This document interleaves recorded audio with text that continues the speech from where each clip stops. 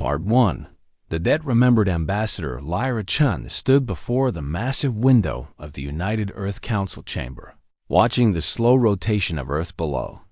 The blue marble looked peaceful from here, but she knew peace was about to end.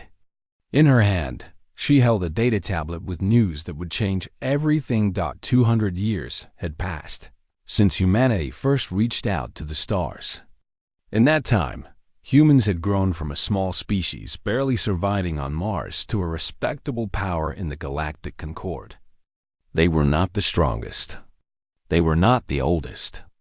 But they had earned their place among the stars. The message on her tablet came from the Concord's central government. It was written in the cold, official language that alien bureaucrats love to use. The message said that Sanctuary Prime, homeworld of the Veluxy species, faced complete destruction. A rogue stellar fragment, a massive piece of dead star, was heading straight for their planet. Impact would occur in 90 days. 3 billion Veluxy would die. The worst part was not the disaster itself. The worst part was the final line of the message. The Galactic Concord had decided that the Veluxy were economically non-viable for rescue operations. In simple words, this meant that saving them would cost too much. The galaxy had done the math and decided to let them die. Lyra read those words 3 times. Her hands began to shake. Not from fear, from anger. She remembered her grandmother's stories. Every child on Earth knew these stories. They were taught in schools, told at dinner tables, and written in history books. The stories were about the blight of 2147. Back then, humanity was young and weak. The Mars colonies were failing. A disease had killed most of the crops on Earth. Billions of people were starving. The great nations of Earth begged the Galactic Concord for help. Most alien species watched with cold eyes. Humanity was new and unimportant. Helping them offered no benefit. So they did nothing. But the Veluxy were different. They were not a powerful species. They had no great fleets or advanced weapons. They were insectoid beings, peaceful and quiet, known only for their skill in growing food. When they heard that humans were dying of hunger, they did something the galaxy called stupid. They gave humanity everything. The Veluxy opened their entire agricultural database. They shared centuries of knowledge about growing crops, breeding plants, and surviving famine. They sent seeds that could grow in any soil. They asked for nothing in return. No payment. No alliance. No favor. When other species asked the Veluxy why they had helped the humans, their answer was simple. They were hungry. We had food. What else should we do? That gift saved 400 million human lives. Lyra's grandmother was one of them. Now, 2 centuries later, the Veluxy faced extinction, and the galaxy had decided their lives were not worth saving. Lyra walked into the council chamber. The representatives of every human nation sat waiting. Presidents, prime ministers, and governors from 100 worlds looked at her with questioning eyes. She placed her tablet on the central table and let them read. The chamber fell silent. For a long moment, no one spoke. Then President Marcus Webb of the United Earth Federation stood up.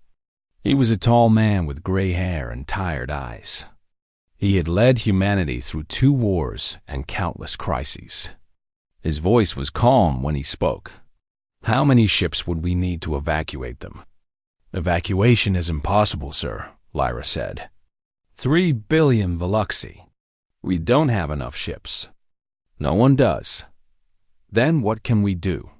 Lyra hesitated. Our engineers have proposed something. It's never been done before. They want to move the planet. Whispers filled the chamber. Move a planet? The idea sounded like madness. They say it's theoretically possible, Lyra continued. If we position enough ships around Sanctuary Prime and coordinate their gravitational drives, we can pull the planet to a new orbit, away from the stellar fragment. How many ships? President Webb asked. 10,000. Maybe more. Every deep space vessel we have. Every mining ship, every colony transport, every military cruiser. All of them. The chamber erupted in noise. Representatives shouted questions and objections. The cost would be enormous. The risk was insane. If anything went wrong, they would tear the planet apart instead of saving it. President Webb raised his hand. The room fell silent again. "Let me ask a different question," he said. "Is there anyone here who thinks we should do nothing?" No one spoke. "Is there anyone who thinks we should let the Veluxi die?" Silence. They saved us once. They asked for nothing. They gave everything they had to strangers because those strangers were suffering. Webb's voice grew harder. "What does it say about us if we do not return that kindness?" Minister Yuki Tanaka of the Asian Coalition stood up. Her grandmother had also survived the blight. "We do not forget," she said. "We cannot forget. This is who we are." One by one, the representatives stood. From Europa to Mars, from Alpha Centauri to the edge of human space, the answer was the same.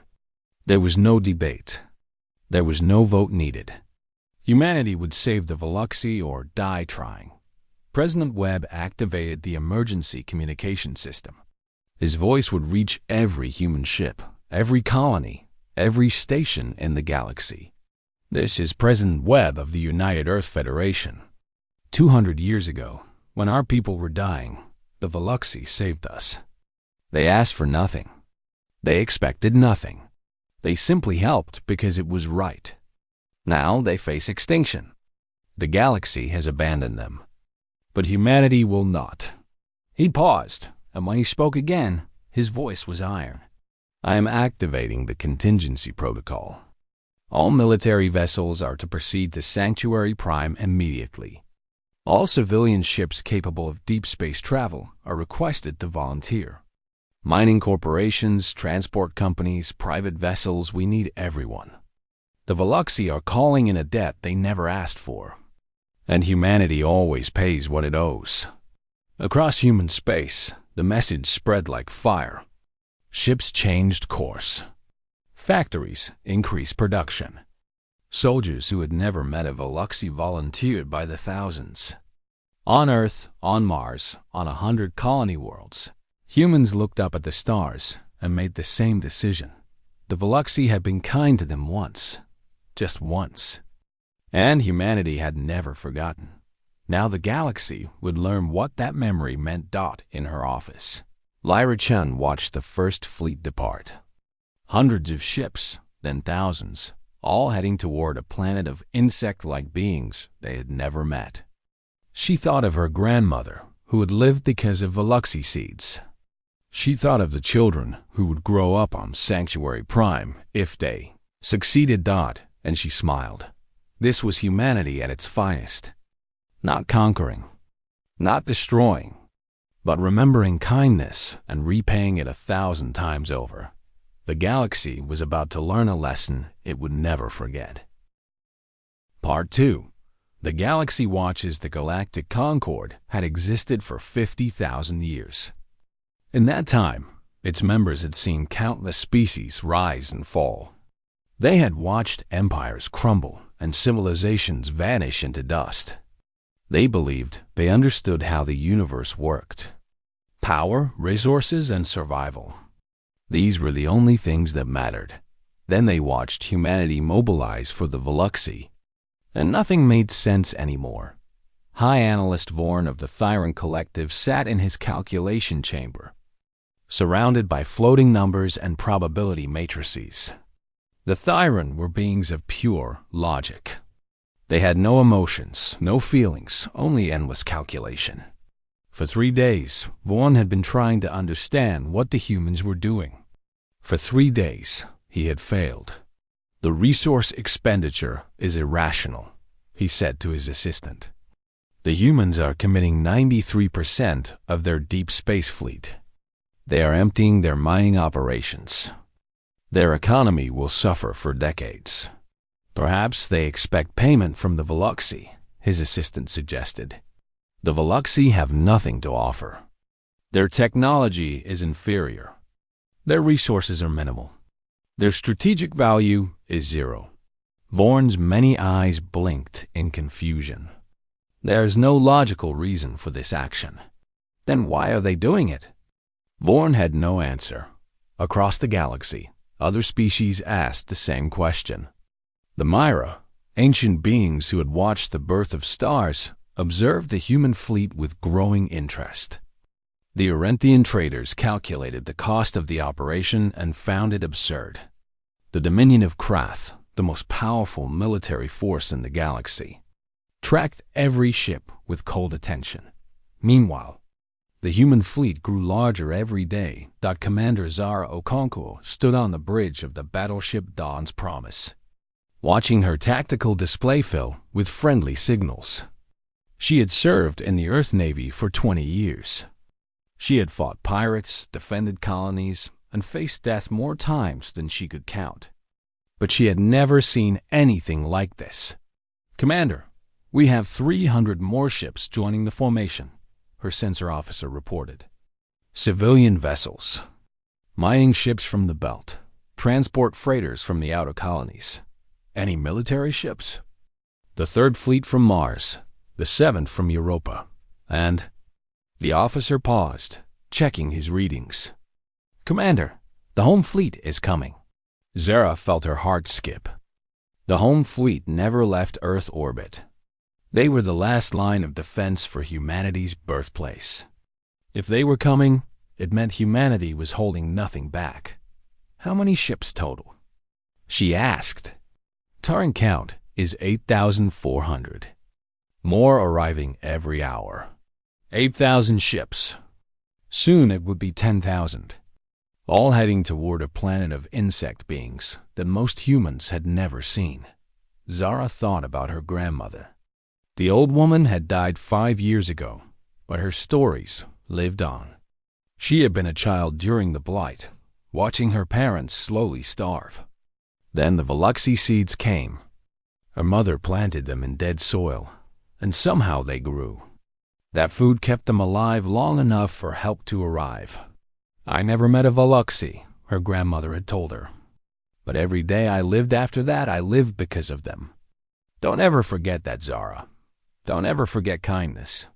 Zara had not forgotten Dot on Sanctuary Prime. The Veluxi watched the sky with compound eyes that could not produce tears. High Speaker Thessaly stood in the Grand Chamber, surrounded by the leaders of her people. She was old, even by Veluxi standards. She remembered the day they had sent help to humanity. She had been young then, barely an adult, watching her elders debate whether to share their precious knowledge with strangers. "They may never repay us," some had warned. "They are young and selfish. They will forget." But they had helped anyway, because it was right. Now, 2 centuries later, the sky above Sanctuary Prime began to fill with lights. At first, there were dozens, then hundreds, then thousands.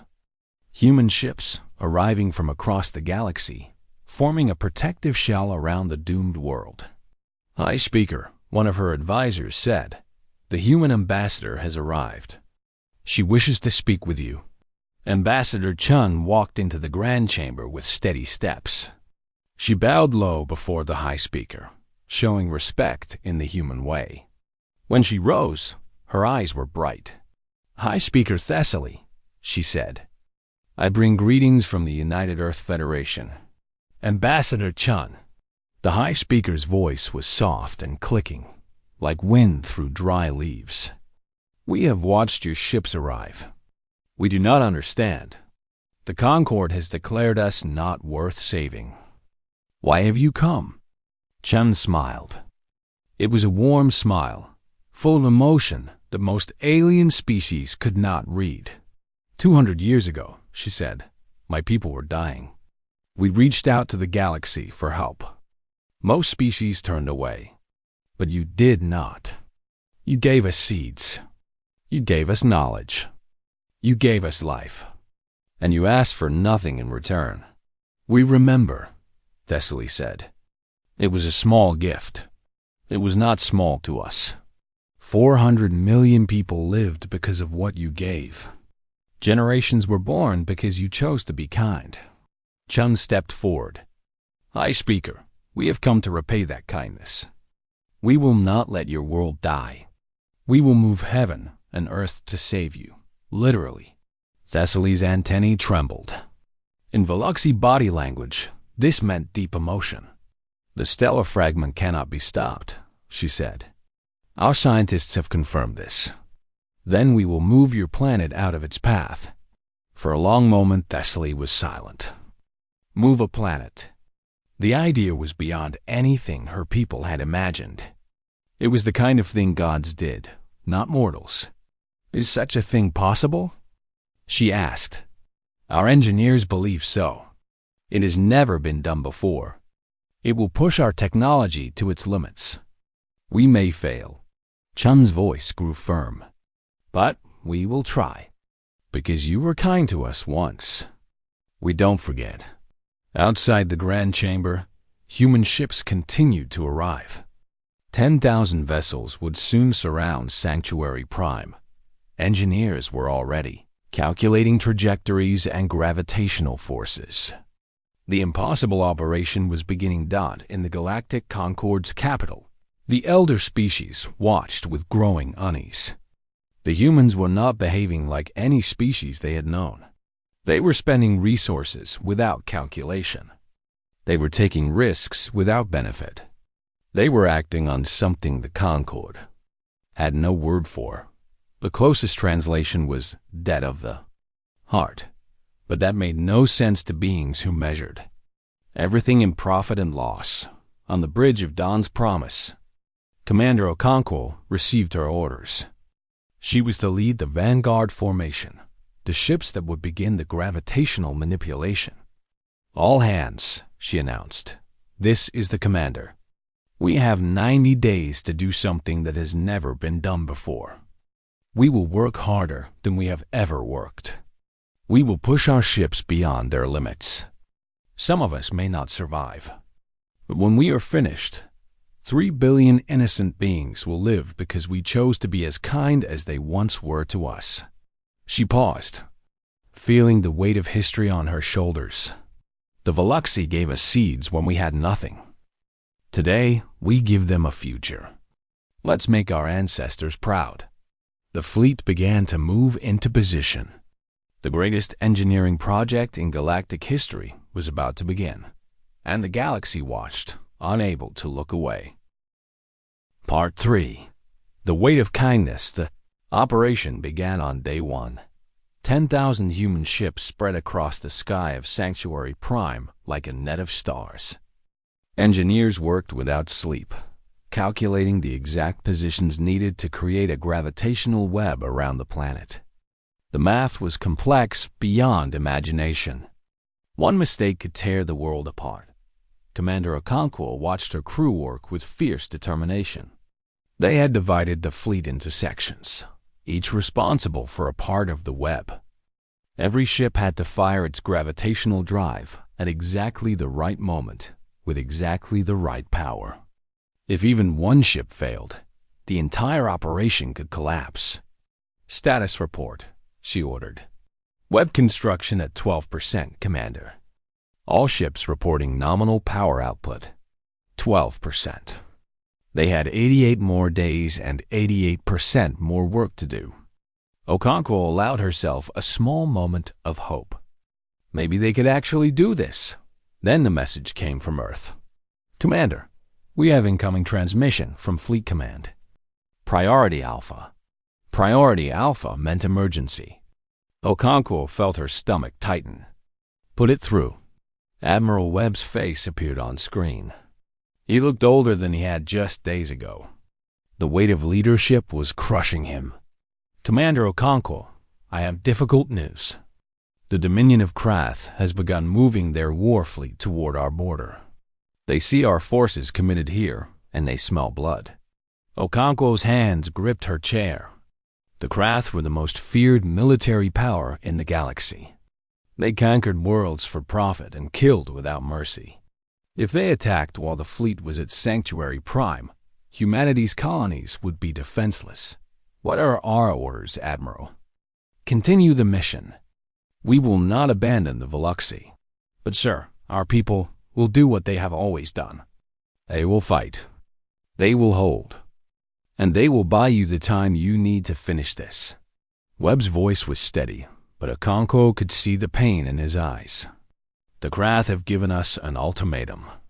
Abandon the Veluxi and return home, or face invasion. We have refused. The transmission ended. Okonkwo sat in silence, understanding what had just happened. Humanity had chosen. They would save the Veluxi, even if it cost them everything. News of the Krath threat spread through the fleet. Instead of fear, something strange happened. The crews worked harder. Ships that were operating at safe levels pushed into dangerous territory. Volunteers gave up sleep entirely, surviving on stimulants and willpower.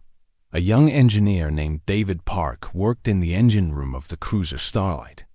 His hands were burned from overheated machinery. His eyes were red from exhaustion. But he kept working. "Why don't you rest?" his supervisor asked.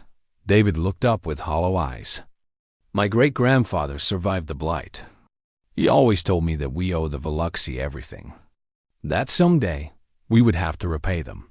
He turned back to his work. "That day is today. I can rest when they're safe." The same story repeated across 10,000 ships. Humans pushed themselves beyond human limits because the alternative was unthinkable. Failing the Veluxi would mean betraying everything their ancestors had taught them. On day 30, the gravitational web reached 40% completion. On the same day, the Galactic Concord sent an official message to humanity. It was written in the same cold language as always. The Concord advises the United Earth Federation to reconsider its position. The Veluxi are not strategically valuable. Their rescue does not serve the interests of galactic stability. Furthermore, the Krath Dominion has filed complaints regarding human military positioning. The Concord recommends immediate withdrawal from Veluxi space. Admiral Webb's response was broadcast across the galaxy. It was short and direct. The Veluxi save humanity when no one else would. We will save them now, regardless of cost. If the Krath wish to attack us while we perform this act of gratitude, let them come. And let the galaxy watch. When we are finished here, we will remember who stood with us. And we will remember who did not. The message echoed through the stars. In the calculation chambers of the Thyran, it caused confusion. In the halls of the Arentian traders, it sparked debate. But somewhere else, in the quiet spaces where ancient beings contemplated the universe, something shifted. The Myra were old. They had existed before most current species were born. They had watched civilizations rise and fall with patient detachment. They rarely interfered in galactic matters. But 3 days after Webb's message, 3 Mira vessels appeared at Sanctuary Prime. They were beautiful ships, silver and graceful, moving like living creatures through the void. "Human fleet," the Myra broadcast.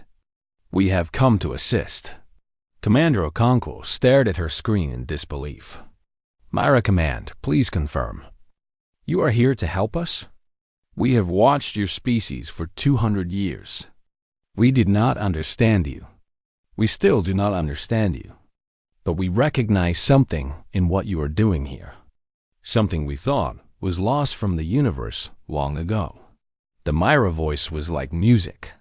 "Call it honor. Call it gratitude. Call it the weight of kindness.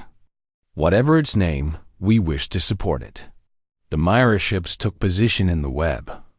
Their technology was advanced beyond anything humans possessed. With their help, the web construction jumped from 40% to 52% in a single day. Then more ships came. The Arentian traders arrived with supply vessels full of fuel and food. They claimed it was a business decision, that they were investing in humanity's future. But their eyes told a different story. A small fleet from the Ven Republic appeared next. They were a quiet species, rarely involved in galactic affairs. Their leader sent a simple message. Our ancestors were also helped once by strangers. We have not forgotten either. One by one, species that had watched from the sidelines began to arrive. Not many, not enough to make up for the Concorde's abandonment, but enough to show that humanity's choice had touched something deep in the galaxy's heart. On day 45, the gravitational web reached 60%. The stellar fragment was now visible in Sanctuary Prime's night sky, a growing point of destruction that terrified the Veluxi. High Speaker Thessaly visited the human flagship to thank Commander Ocantual personally. The old insectoid walked slowly, her body bent with age, but her spirit was strong. "Commander," she said, "I have lived long enough to see many things. I have seen species rise and fall. I have seen kindness rewarded with cruelty, but I have never seen anything like this." Her antennae trembled with emotion. "Your people are sacrificing everything for us. Your colonies are under threat. Your soldiers are dying at the border. And still, you do not stop." Okonkwo knelt so she could look into the High Speaker's compound eyes. "High Speaker, my grandmother lived because of your people. My mother was born because of your gift. I exist because you chose to help strangers." She took the old being's hand gently. "How could we do anything less?" Thessaly made a sound that might have been laughter or tears. In her species, they were the same thing. "Humans are strange," she said. "You remember everything." "Yes," Okonkwo agreed. "We do." Outside the flagship's windows, the fleet continued its work. Ships burned and crews exhausted themselves, all for a debt of kindness 2 centuries old. The galaxy had never seen anything like it, and they were only halfway done. Part 4. The Price of Integrity, the Krath Dominion, attacked on day 52. Their warships crossed the border like a tide of iron and fire. There were thousands of them, each one designed for a single purpose: destruction. They had waited, watching humanity pour its strength into saving the Veluxi, and now they struck at the heart of human space. The colony of New Brisbane was first. It was a farming world, home to 3 million people. It had no military fleet. Its defenders were a handful of patrol ships and volunteers with outdated weapons. They fought anyway. Governor Sarah Chun, no relation to the ambassador, broadcasted a message to her people as the Krath fleet filled the sky. Her voice was steady, though she knew what was coming. "This is Governor Chun. The Krath have come. We cannot stop them, but we can slow them down. Every hour we hold is an hour our people at Sanctuary Prime can keep working. Every minute we fight is a minute closer to saving the Veluxi." She paused, and when she spoke again, there were tears in her eyes. "I know what I'm asking. I know the price. But I also know who we are. We are humans. We do not abandon our debts.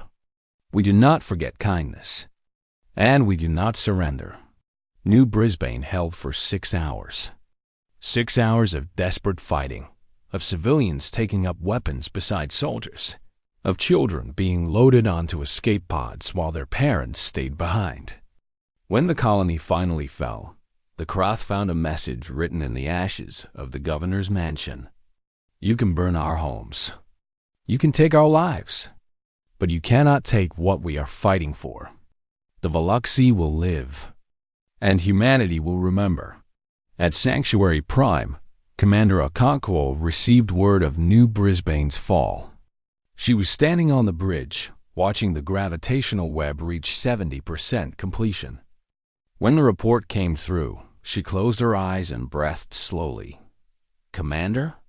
her first officer asked. "Are you all right?" "No," she said quietly, "but I will be." Status of the web: 71%. We're ahead of schedule. Good.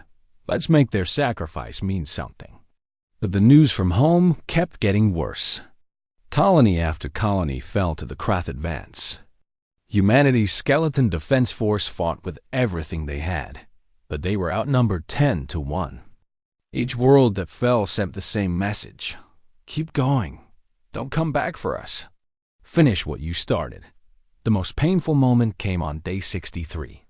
Okonkwo was reviewing engineering reports when her communications officer spoke in a broken voice.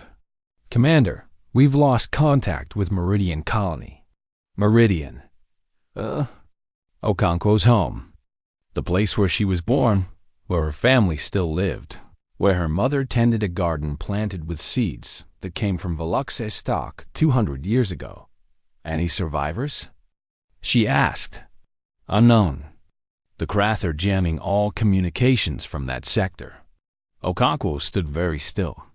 Around her, the bridge crew watched with sympathetic eyes.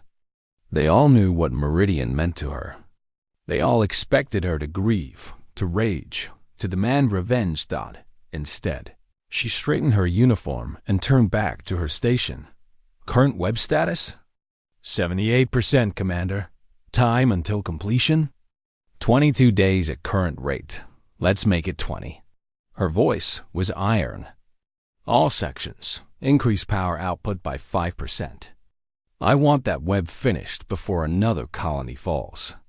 The crew stared at her with something like awe. Their commander had just lost her home. Her family might be dead. And she was not stopping. She was not even slowing down. One of the younger officers found the courage to speak. "Commander, how can you keep going?" Okonkwo turned to face the young man. Her eyes were dry, but the pain behind them was visible to anyone who looked. "Because my mother would never forgive me if I stopped," she said. "She raised me on stories of the Blight. She told me every day that we owe the Veluxi our lives. When the Krath came to Meridian, do you know what she did?" The officer shook his head. "She sent me a message. Just 4 words." Okonkwo's voice cracked slightly. She said, "Save them, my daughter." She turned back to the view screen, where Sanctuary Prime hung in the darkness. "So that's what I'm going to do." The fleet worked through tears. Officers who had lost homes and families refused to leave their posts. Engineers pushed machinery until it broke, then fixed it and pushed harder. Every human at Sanctuary Prime knew the price their people were paying, and every one of them was determined to make it worth something. The Krath noticed something strange as they advanced through human space. The humans they captured did not beg for mercy. They did not plead for their lives. They asked only one question: did we save them yet? Krath Commander Vorn found this deeply unsettling. His species understood fear. They understood surrender. They did not understand this. "Explain this behavior," he ordered his intelligence officer. "Unknown, Commander. Human psychology is not fully documented in our records. They are dying. Their colonies burn. Their fleet is thousands of light years away, saving worthless insects. Why do they not despair?" The intelligence officer had no answer. Vorn captured a human soldier during the battle for Perseus Station. The man was wounded, barely alive, but still conscious. Vorn stood over him, massive and terrifying in his battle armor. "Tell me why," Vorn demanded. "Why do your people waste their strength on the Veluxi? Why do they sacrifice their worlds for creatures that offer nothing?" The soldier looked up at the Krath commander with blood-filled eyes. When he spoke, his voice was barely a whisper. "Because they fed us when we were hungry. Because they helped us when no one else would. Because kindness is never wasted, even when it costs you everything." The soldier coughed, and more blood came. "You don't understand. You can't understand. That's what makes us different from you." The soldier died with a smile on his face. Vorn stood over the body for a long time, thinking about what he had heard. In his entire career, he had never encountered an enemy like this. An enemy that was more afraid of breaking a promise than of death itself. he reported to the Krath High Command that night. His recommendation surprised everyone, including himself. "We should slow our advance," he said. "Not because we cannot win, because of what winning will cost us." "Explain, Commander." "If we destroy humanity while they are saving the Veluxi, we become the species that killed the ones who moved a planet for kindness. Every race in the galaxy will know. Every species will remember. And someday, they will repay us for it." The High Command debated through the night. They were conquerors, not philosophers.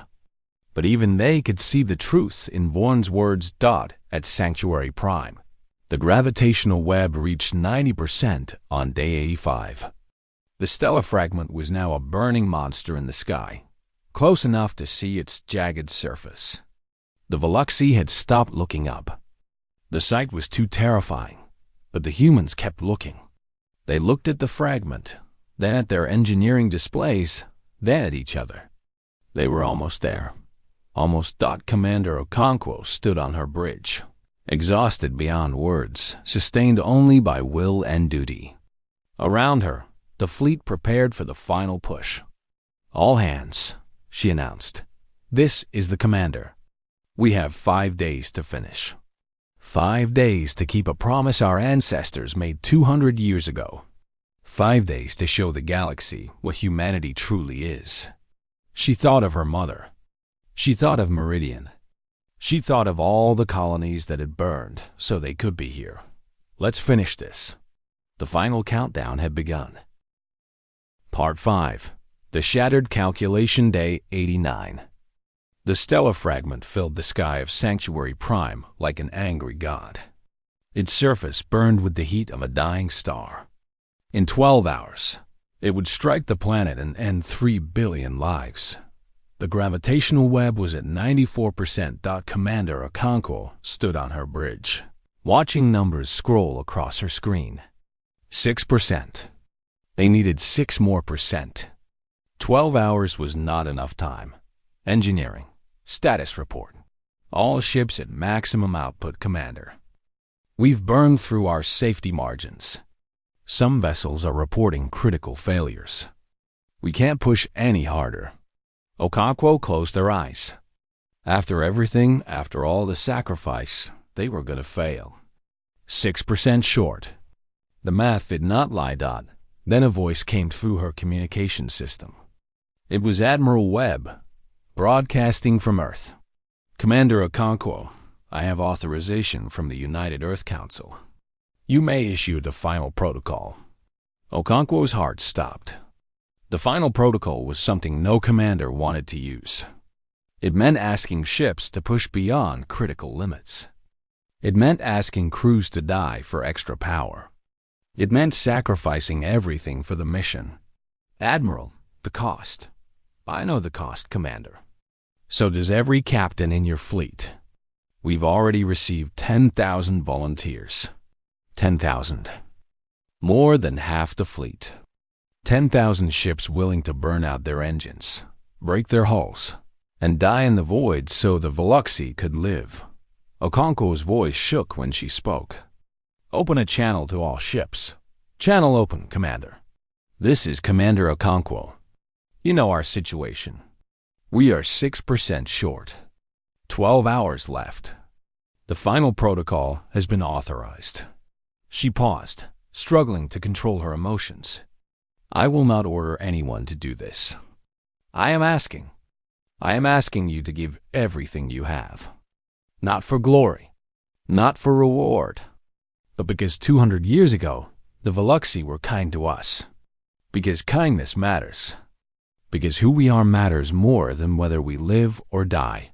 Silence. Then, one by one, ships began to respond. Starlight standing by. "We're in. Dawn's promise ready. Let's finish this." Mining vessel Ironheart reporting. "We didn't come this far to fail." Thousands of responses flooded the communication channels. Ships crewed by humans who knew they might not survive. Ships whose captains had already said goodbye to their families. Ships filled with ordinary people doing extraordinary things, because they refused to let kindness die. All ships, Okonkwo commanded, her voice steady now. Engage final protocol. Push everything to the limit. For the Veluxy. For humanity. For who we are. 10,000 engines roar beyond their limits. Ships that were designed to operate at 80% pushed to 150. Hulls groaned. Reactors screamed. Warning alarms filled every bridge on every vessel that the gravitational web climbed. 95%. 90-6 ships began to fail. The first was a mining vessel, its engines exploding in a ball of fire. The crew had no time to escape. One moment they were alive, the next they were gone.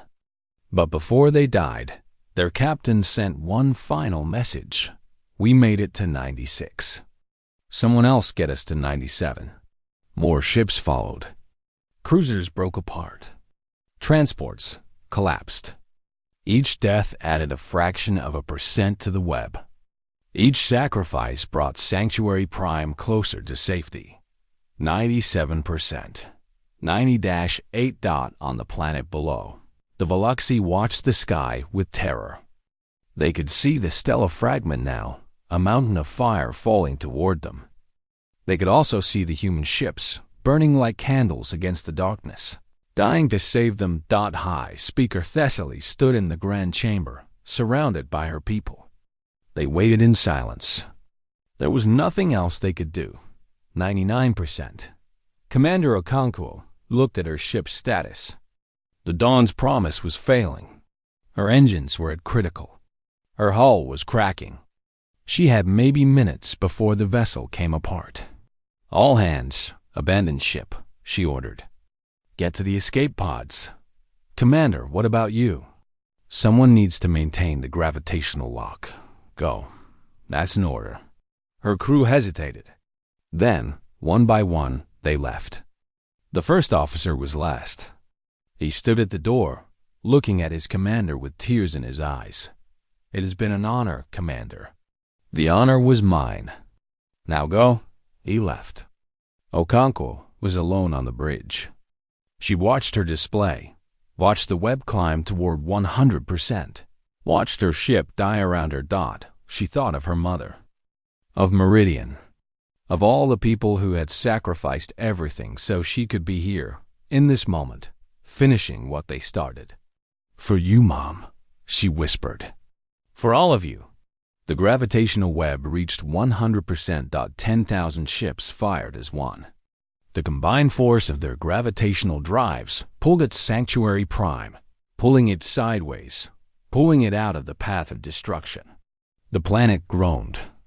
Earthquakes shook its surface. Mountains crumbled and seas surged. But it moved. The stellar fragment passed through empty space. The place where a world should have been was vacant. 3 billion Veluxy watched as death missed them by a margin so small it could barely be measured. They were alive. Across the fleet, broken ships floated in silence. Many had lost power. Many had lost crew. The Dawn's promise drifted with a hull cracked in 1,000 places. But inside, Commander Okonkwo was still alive. Barely. Her bridge was open to vacuum, but her suit had sealed automatically. She floated in darkness, surrounded by stars. We did it, she whispered.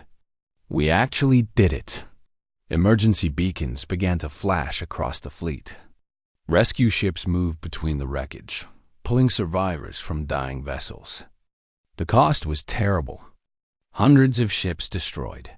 Thousands of lives lost. But Sanctuary Prime was safe. The Galactic Concord received the news in stunned silence. The humans had done the impossible. They had moved a planet to save a species that offered them nothing. And they had paid a price that made no rational sense. The Craft Dominion received the news as well. High Command had been watching the operation, waiting to see if the humans would abandon their mission when the colonies fell. They never did. Even as their worlds burned, humanity kept its promise. Commander Vaughn stood before the High Command and spoke the words that changed everything. We must withdraw. Now, before the humans finish their mission. Why? They are weakened. Their fleet is broken. Their fleet is broken, yes. But look at what they accomplished with that broken fleet. They moved a planet. They sacrificed everything for a debt of kindness. Lorne's voice was heavy with something that might have been respect. If we attack them now, while the galaxy watches, we become the villains of this story forever. Every species will remember what we did. And someday, when humanity rebuilds, they will come for us. And they will remember. The High Command debated. But in the end, they saw the wisdom in Vorn's words. The Krath fleet withdrew from human space. Not from fear. From calculation. From understanding that some enemies are too dangerous to make. On Sanctuary Prime, High Speaker Thessaly addressed the Galactic Concord. Her speech was broadcast to every world, every station, every ship in the galaxy. It became the most translated text in galactic history. 200 years ago, we gave humanity seeds because they were hungry. We expected nothing. We had forgotten we had done it. But humanity did not forget. Today, my world exists because humans do not forget kindness. A voice filled with emotion. Let every species hear this. If you are ever kind to a human, even once, even in small ways, they will remember. And they will move worlds to repay you. Be very careful how you treat them. Be very careful how you treat each other when they are watching. Because they are keeping score. And the ledger they keep runs in both directions. Ambassador Chun stood on the surface of Sanctuary Prime, watching a Veluxy child plant the first seed in the new soil. Around her, human ships limped homeward, broken but triumphant.